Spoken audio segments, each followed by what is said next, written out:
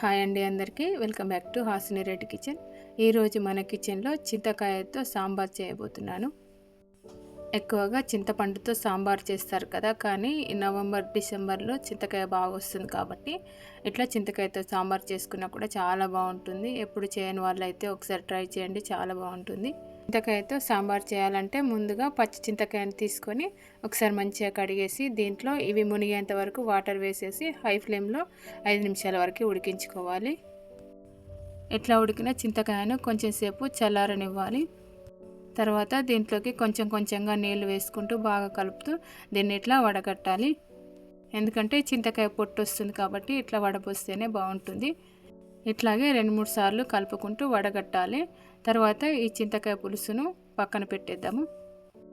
ఇప్పుడు curry bowl తీసుకొని దాంట్లోకి సొరకాయ ముక్కలు, అలాగే పచ్చిమిర్చి, ఉల్లిపాయలు, టమాటాలు వేస్తున్నాను. ఇంకా వేరే కూరగాయలు ఉంటే అవి కూడా వేసుకోవచ్చు. అంటే మునక్కాయలు కానీ, లేదంటే వంకాయలు కానీ, బెండకాయలు కానీ అట్లా కూరగాయలు ఉంటే కనుక వేసుకోండి. తర్వాత దీంట్లోకి 1/2 టీ స్పూన్ వరకు పసుపు, అలాగే 2 టేబుల్ స్పూన్ల వరకు ఆయిల్ వేసేసుకోవాలి.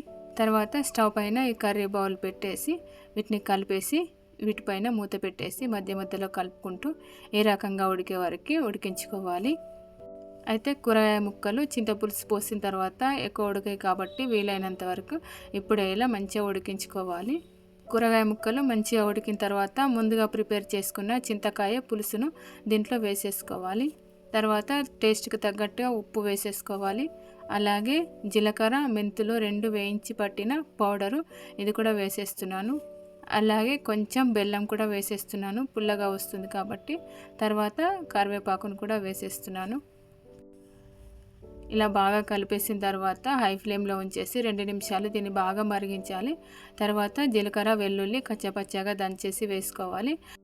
అలాగే కందిపప్పును కూడా బాగా ఉడకబెట్టి మెత్తగా చేసి వేస్తున్నాను. అయితే కారం కొంచెం తగ్గిందని నేను కారం పొడి కూడా వేశాను. తర్వాత స్టవ్ని హై ఫ్లేమ్లో ఉంచేసి మళ్ళీ ఒక 2 నిమిషాలు బాగా మరిగించుకోవాలి.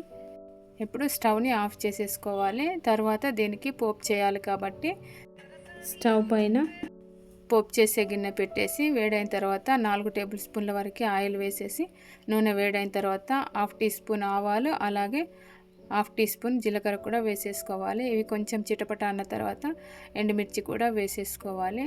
అలాగే కచ్చపచ్చగా దంచిన వెల్లుల్లి, అలాగే 1/2 టీ స్పూన్ పసుపు కూడా వేసేసి ఈ పోపు అంతా కూడా ముందు ప్రిపేర్ చేసుకున్న సాంబార్లోకి వేసేసుకోవాలి. చివరగా చిన్నగా కట్ చేసిన కొత్తిమీర కూడా వేసేస్తున్నాను. ఇవి బాగా కలిసేటట్టు కలిపేసి సర్వింగ్ బౌల్లోకి పోసి సర్వ్ చేసేసుకుంటే అయిపోతుంది. వేడివేడి సాంబార్ అయితే రెడీ. వేడివేడి అన్నంలోకి కొంచెం నెయ్యి, అలాగే ఈ సాంబారు, అలాగే వీలుంటే కొన్ని పాపడాలు కూడా వేయించుకొని తింటే ఆహా, చెప్పాల్సిన అవసరం లేదు సాంబార్ టేస్ట్. ఇంకా ఇలా చింతకాయతో సాంబార్ చేసుకోవడం నచ్చిందని అనుకుంటున్నాను.